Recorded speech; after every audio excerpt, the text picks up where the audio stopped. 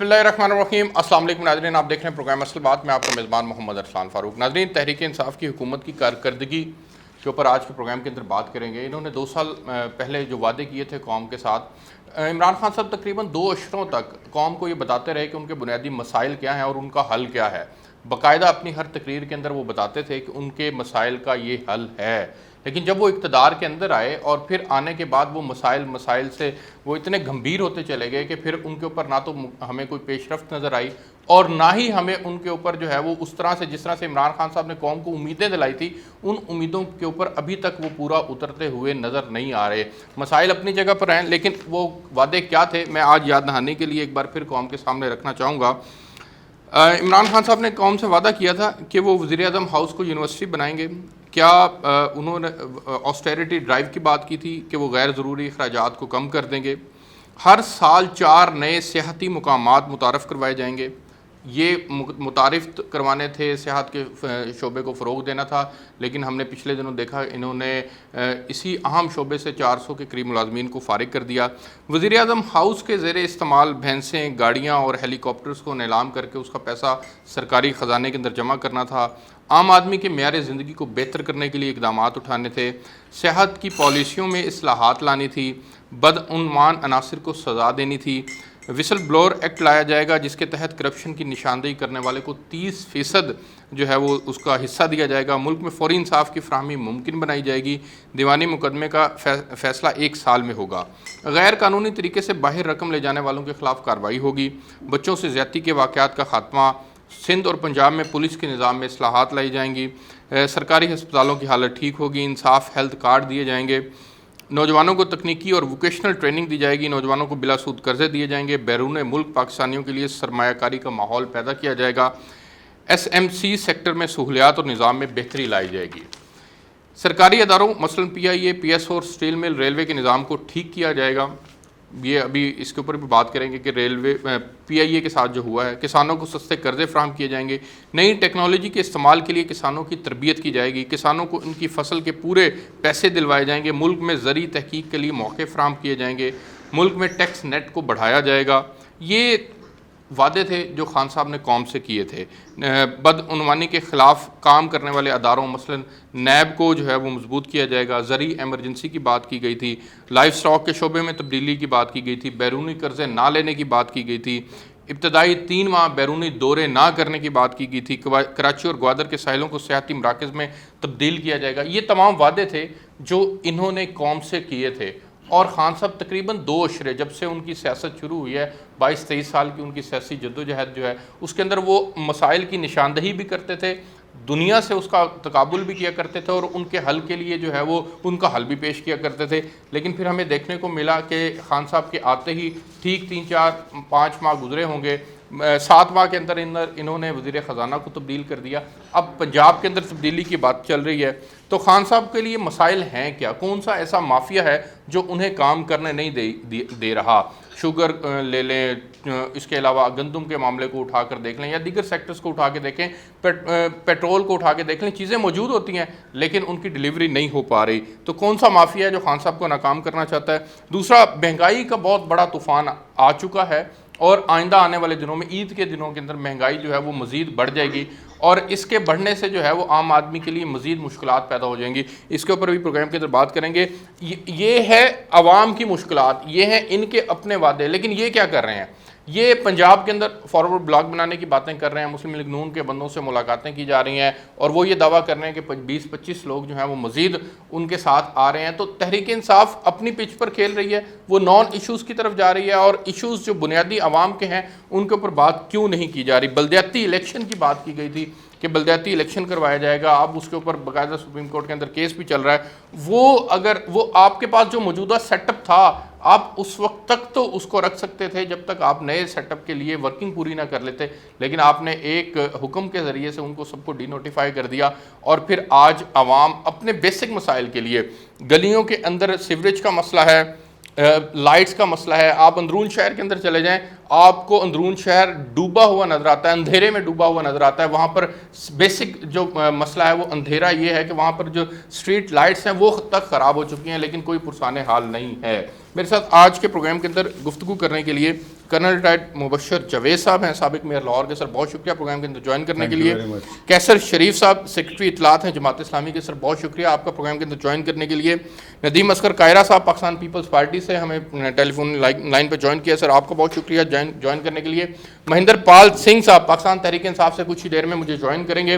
میں کرنل صاحب آپ کے پاس آنا چاہوں گا اور بڑا بیسک سوال، چونکہ آپ سابق میئر بھی رہے ہیں، یہ بتائیے گا کہ اگر یہ بلدیاتی سیٹ اپ موجود رہتا اور اس کے ساتھ ساتھ پیرلل یہ اپنی ورکنگ بھی کر لیتے تو کیا دونوں باتیں ساتھ نہیں چل سکتی تھی؟ اور بلدیاتی سیٹ اپ کے نہ ہوتے ہوئے اب چونکہ نہیں ہے، ان کے مسائل میں مزید کتنا اضافہ ہوا ہے؟ بسم اللہ الرحمن الرحیم. جی دیکھیں، بات یہ ہے کہ ان کو تو ہم کسی صورت بھی برداشت نہیں ہے، اور یہ نہ انہوں نے ہمیں رہنے دینا تھا اور انہوں نے نہ ہمیں رہنے دیا. 1 سال ہم نے ان کے ساتھ کام کیا جی، اور آج بھی وہاں پر 1 ارب اور 20 کروڑ کی جو سکیمز ہیں وہ سیکریٹری بلدیات کو ہم نے بھیجی تھی، جو انہوں نے اپروو نہیں کی تھی.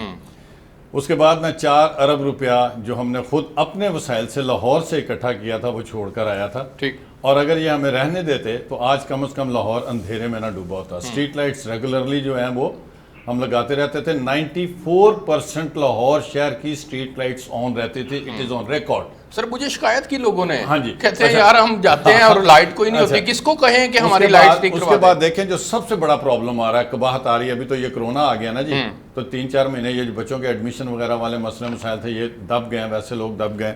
کیا ہو رہا ہے پچھلے 1 سال سے جب سے آئے ہیں، بچہ پیدا ہوتا ہے، برتھ سرٹیفکیٹ جو ہوتا ہے وہ 15-20 دن کے اندر، مہینے کے اندر بنوانا ہوتا ہے، وہ نہیں بن رہے. اور میں وجہ بتاتا ہوں آپ کو کیوں نہیں بن رہے. اس کے بعد میرج سرٹیفکیٹ بنوانا ہوتا ہے، اس کے بعد ڈیتھ سرٹیفکیٹ بنوانا ہوتا ہے، اور اس کے بعد سب سے بڑی جو بات ہے وہ ہے طلاق کی صورت میں جو ہمارے یو سی چیئرمین تھے وہ مصالحتی کمیٹیوں کے چیئرمین کا کردار ادا کرتے تھے.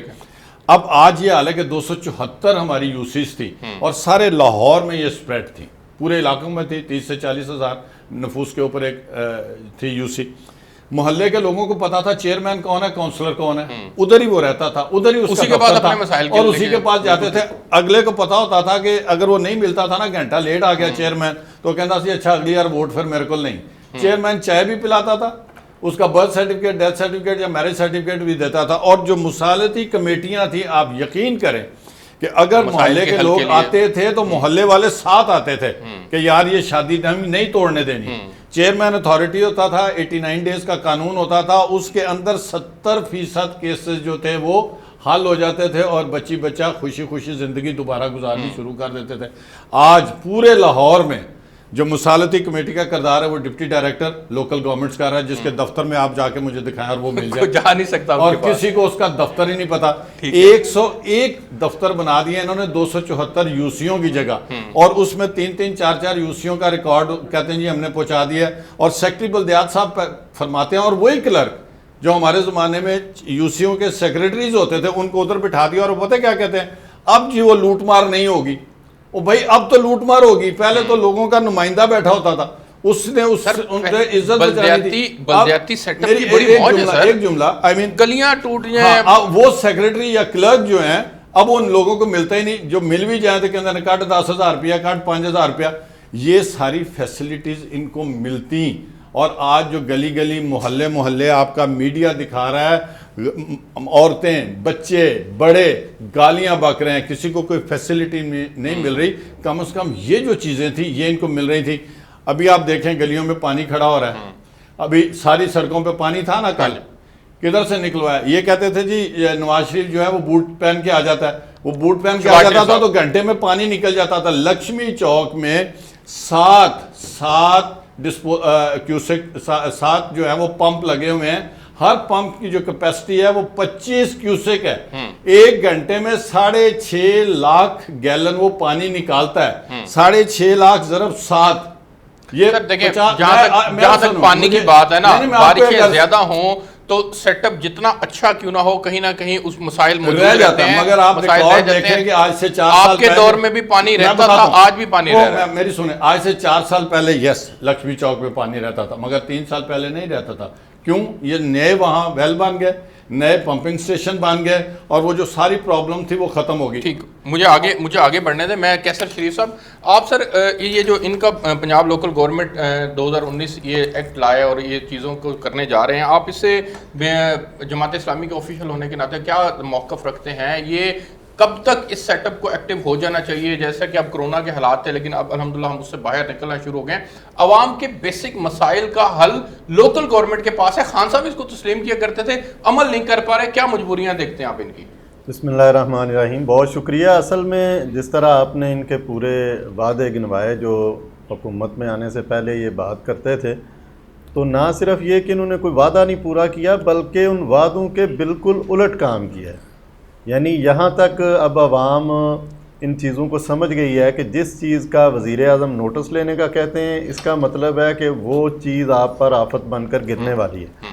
وہ آٹے کی بات کریں, وہ شوگر مافیا کے حوالے سے بات کریں, یا وہ ڈرگ مافیا کی بات کریں, لینڈ مافیا کی بات کریں, تو میں یہ سمجھتا ہوں کہ خان صاحب سے کسی قسم کی توقع رکھنا اور یہ امید ظاہر کرنا کہ اب وہ بلدیاتی انتخابات کا کوئی وعدہ پورا کرنے جا رہے ہیں, سر تو وہ یہ تو میں ہمیشہ سمجھتا کہتے ہوں. تھے, برطانیہ کی مثال دیا کرتے تھے, نیچے تک لوکل گورنمنٹ سیٹ اپ کو مضبوط کرنے کی بات کرتے تھے. اس سے عام آدمی جتنا نیچے وہ پاور شیئرنگ کریں گے اتنا فائدہ عوام کو پہنچے گا. یہ خان صاحب کی ساری تقریریں اٹھا کے دیکھیں ارسلان صاحب, یہ کے پی میں جو گورنمنٹ لوکل باڈیز کا سارا سلسلہ ہوا, یہ سارا کریڈٹ جاتا ہے جماعت اسلامی کو. وہاں کے جو وزیر تھے ان کو, یہ خود خان صاحب نے ان کو بڑی دفعہ اس حوالے سے اپریشیٹ کیا, اور جماعت اسلامی کی پوری ٹیم نے اس پر ورکنگ کی, اور ورکنگ کرنے کے بعد اس آئیڈیا کو قابل عمل بنایا.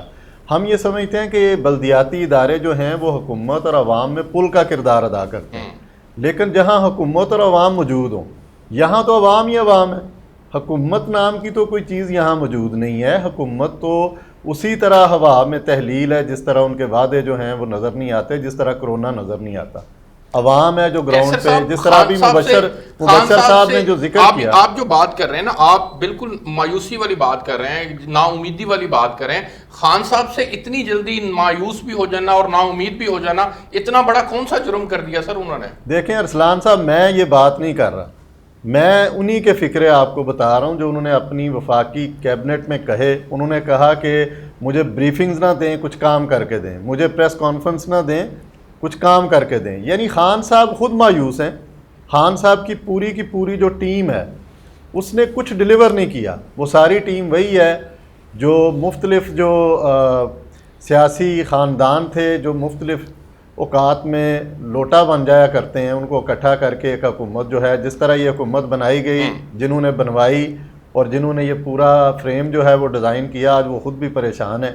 ہم یہ سمجھتے ہیں کہ عمران خان صاحب سے عوام کی مایوسی جو ہے, میں تو یہ سمجھتا ہوں کہ یہ شاید 5 سال میں اتنا قرضہ لیتے, عوام سے جو ہے وہ وعدے پورے نہ کیے جاتے, عوام کو جو ان سے امیدیں تھیں وہ لیکن کیسے صاحب جماعت اسلامی کی سب سے بڑی خوبی یہ ہے کہ یہ ہمیشہ اس نے جو غلط ہے اس غلط کو غلط کہا ہے. آپ لوگ یہ اس میں پچھلی حکومتوں کو مورد الزام نہیں ٹھہراتے جو اس وقت جس نہج پر ملک کو یہ دے کر گئے تھے خان صاحب کے حوالے. جو ملک ہوا تھا وہ بدحال ٹوٹا پھوٹا ایک ملک تھا, اور اس کو ٹھیک کرنے میں 70 سال کا گن صاف کرنے میں ٹائم نہیں لگے گا ان کو. آپ کا ایک نیوٹرل تجزیہ جماعت اسلامی کا. دیکھیں, میں یہ سمجھتا ہوں کہ پچھلی حکومتوں کی بھی جو خامیاں تھیں وہ جماعت اسلامی نے ہمیشہ ان کا اظہار بھی کیا ہے, ان پر بات بھی کی ہے.